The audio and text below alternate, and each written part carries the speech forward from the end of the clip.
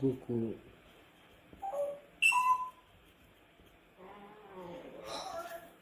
Crapaud. C'est toi le crapaud. C'est toi le crapaud.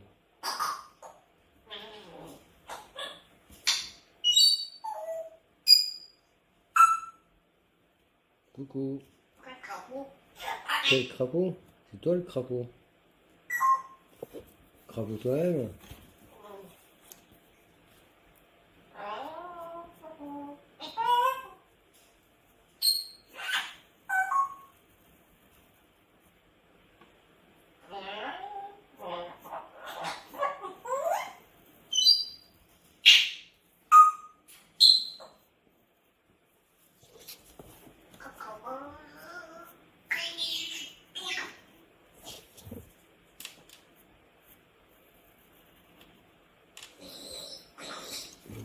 Oui, tu commences à parler seulement.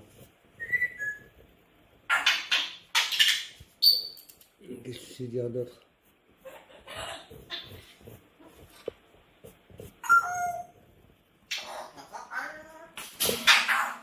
Tu imites très bien maman et doudou, donc vas-y hein.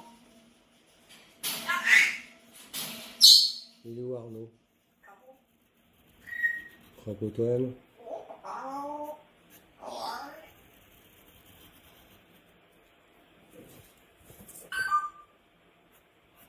Coucou.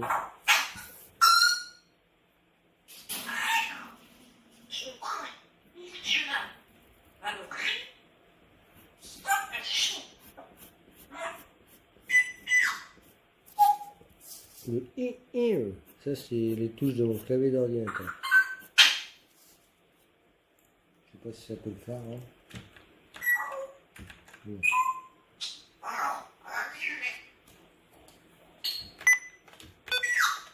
Hop, voilà, on vient de l'entendre. C'était juste avant, c'était la touche de mon clavier. C'est plein de bruits comme ça qui réimitent. Le grincement, c'est le bruit du grincement de la table sur le sol. Alors seulement à l'ancien appart, c'est que des bruits qu'il a entendus et qu'il reproduit. Des fois, des phrases. Alors le ça c'est quand j'allume mon ordinateur, c'est les touches de mon clavier.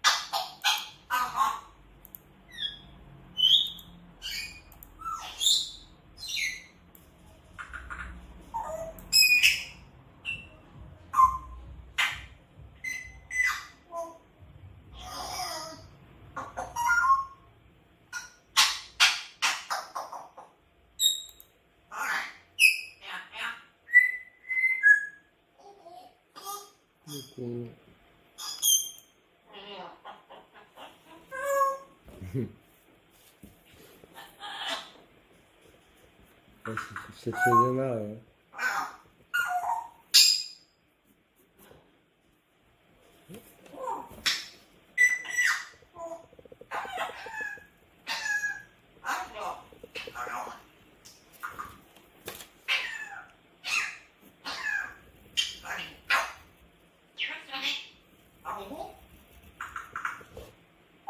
Alors je les reconnais pas tous les bruits tout simplement parce que ben, les gens là je suis pas là.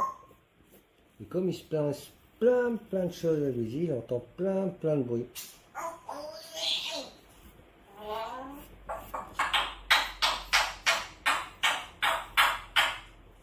Juste avant qu'on déménage, d'ailleurs il y a le voisin qui a commencé à lui apprendre à... Et puis bon il a arrêté, il n'a pas entendu assez longtemps pour le reproduire systématiquement. Donc ça a 2 ans, il va bientôt avoir 2 ans et demi. Puis ça va faire 2 ans en fait qu'il est avec nous. La dernière fois, je me racontais ça va faire 2 ans qu'il est.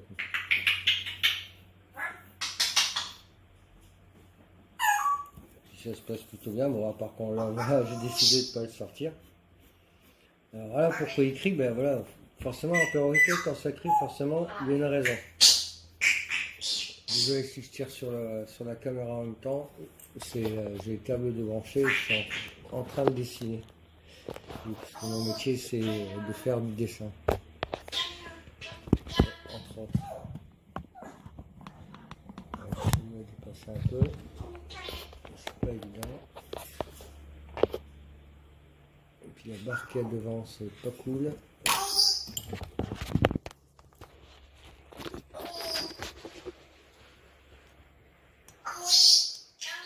Voilà.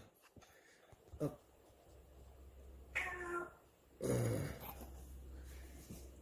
Alors là, monsieur, du coup, bah, qu'est-ce qu'il fait? Bah, il fait son intéressant.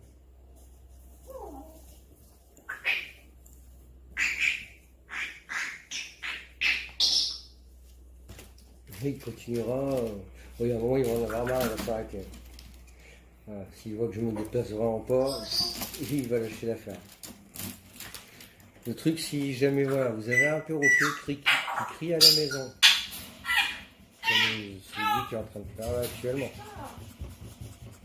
le meilleur moyen de le laisser justement continuer à faire ce genre de choses, c'est d'aller le voir maintenant.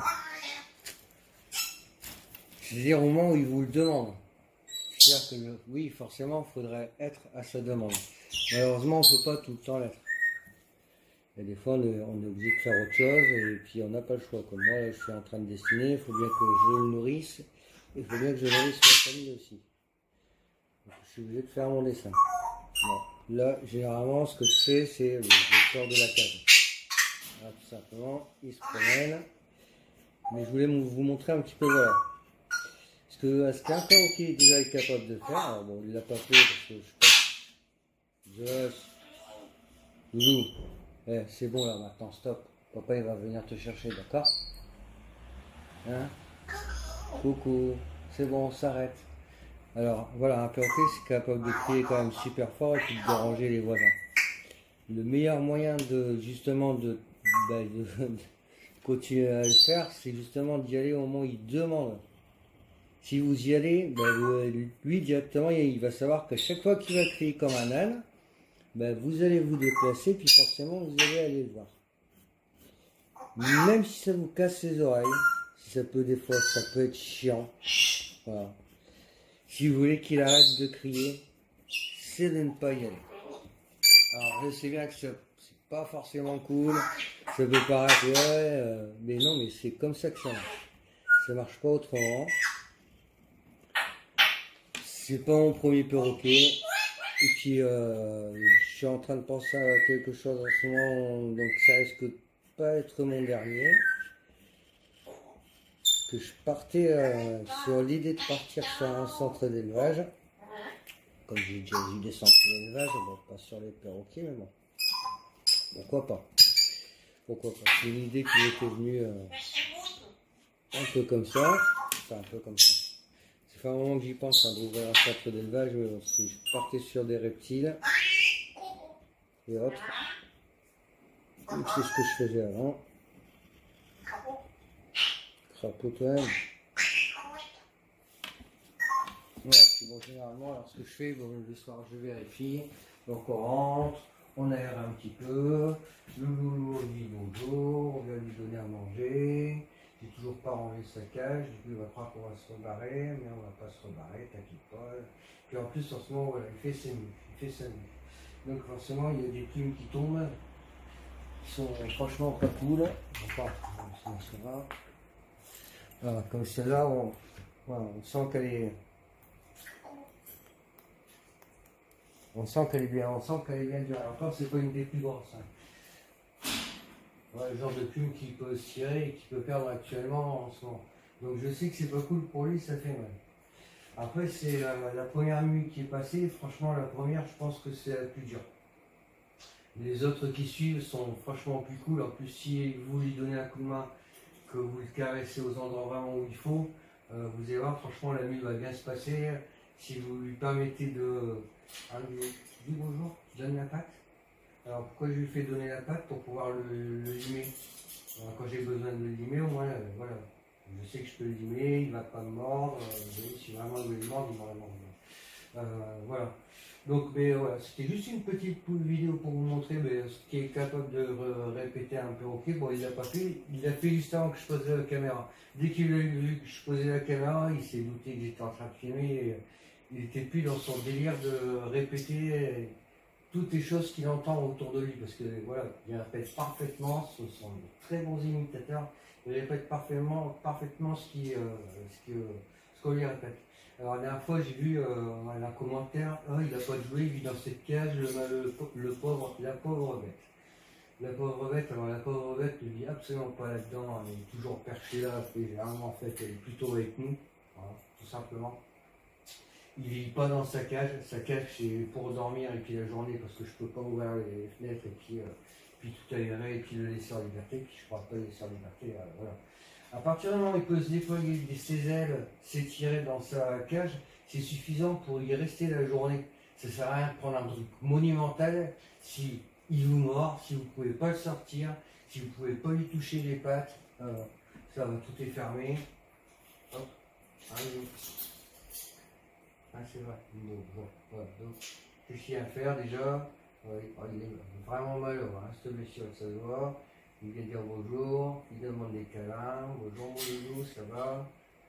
Non, t'es papa, bonjour. T'es content de me voir? Bah oui, ça y est, je te sors. Des câlins, dans le cou tu veux? Voilà. Donc on voit bien qu'il est pas malheureux. Si je veux le prendre comme ça, je peux le prendre comme ça, je peux. Attention parce que des fois il se laisse vraiment faire. Donc voilà, un perroquet c'est pas fait, voilà, c'est pas fait pour vivre en cage, tout simplement. Alors c'est pareil, certaines personnes on dit ouais, une fois il a fait caca, oui. Tiens, sur une cinquantaine de vidéos, une fois il a fait caca, bah oui, ça peut arriver, hein. Malheureusement, avec Congo il chie, hein. Il mange, il chie, il dort, il fait, voilà, hein, tout simplement. Donc oui, ça peut arriver. Alors qu'est-ce qui se passe? Généralement, moi je laisse déjà sur sa cage, il fait ses besoins, et après, soit il décide de venir vers moi, ou soit il décide de venir là sur la table et puis de jouer avec ce qu'il y a sur la table. Sinon, il reste sur son perchoir. Il fait, voilà, il fait détend ses ailes. Il fait le tour de la pièce en roulant, il revient sur son perchoir, ou il essaye, des fois il revient plus sur sa cage que sur son perchoir. Voilà. Après, non plus, aussi la cage, enfin, la pièce c'est quand même, c'est pas non plus, voilà, c'est pas un palace non plus, quoi. Mais bon, moi, il fait le tour pour l'instant, puis en plus c'est la deuxième fois qu'il fait le tour, on vient d'arriver, hein, on va le déménager. Donc pourquoi la cage là-bas derrière? C'était juste la cage de transport. 3h30 même pas, on a fait 3 heures avec l'audité qui est coupé, la cage de volet, on a tartiné quand même le long de la route. Je pense qu'on a dû mettre 3 heures pour venir à nous. Et puis t'es pas malheureux parce que il était dans le noir, moi je l'ai pas laissé, déjà je l'ai pas laissé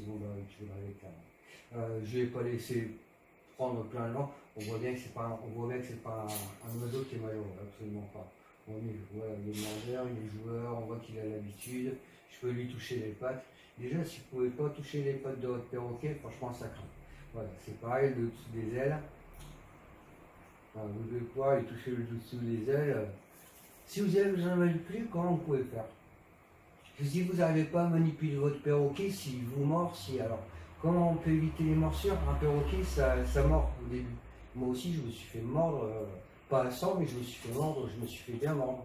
Tout simplement parce que quand ils disent bonjour, mais en faisant des bisous. Hein, donc ils se bécotent. Là, je viens de chercher, ouais, bien que voilà, quoi. Donc ils disent bonjour. Donc en disant bonjour, forcément, eux, ils se bécotent le bec. Mais c'est dur, ça fait pas mal. Il faut juste lui faire comprendre qu'il fait mal, tout simplement. Hein, c'est vrai.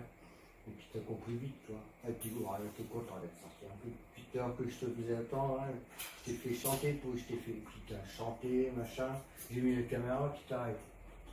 C'est pas cool. Ah, là, on va, là, il va faire ses besoins. Généralement, quand c'est comme ça, qu'il se recule un peu, qu'il est en arrière, il est un petit peu fou, il est content. En fait, il est content de sortir. il vit pas dans sa cage, donc sa cage, c'est l'enfermer, c'est comme si vous l'enfermez en prison, tout simplement. Il doit pouvoir en sortir, en rentrer, manger. Bon, généralement, il a ses gamelles aussi en haut. Donc, voilà. Bon, voilà, c'était une petite vidéo, donc pour... c'était une petite vidéo histoire. Voilà. Donc je réconforte les gens, il a déjeuné, il a plusieurs fois mangé dans la journée, on travaille à 50 mètres, j'emmènerais bien au boulot, mais bon, malheureusement c'est,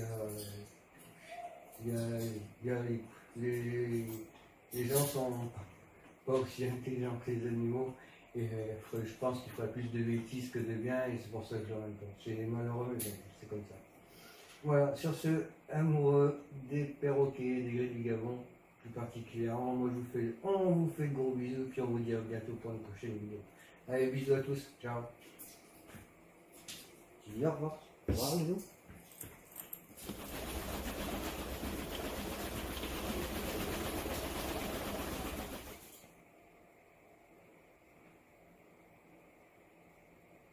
Alors je vous laisse imaginer si vous ne passez pas l'aspirateur.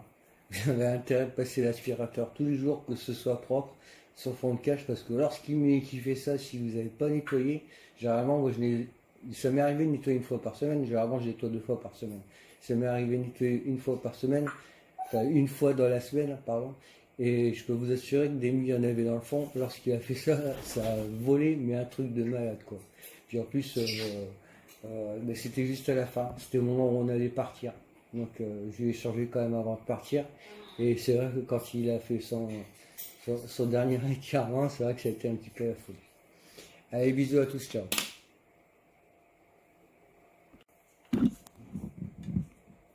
C'est dommage, au moment où je vous dis ciao, il y a Loulou qui déconne donc pour venir me voir. Je vais essayer de vous montrer.